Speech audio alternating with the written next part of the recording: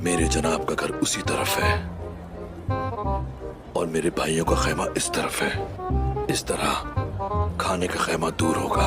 जरकुताई, तुम यहाँ इधर उधर पागलों की तरह क्यों घूम रहे हो? मैं सोच रहा हूँ कि अपना और तुम्हारा खैमा कहाँ बनाऊं। जब मैं फैसला करूंगा तो तुम्हें बताऊंगा, ठीक है? मुझे थोड़ा सोचने दो। वो जगह। इसके बारे में इतना मत सोचो। अपनी आंखें बंद करो और तीर चला दो। जहाँ तीर जाएगा वहीं खैमा बनेगा। ठीक है, तुम सोचते रहो।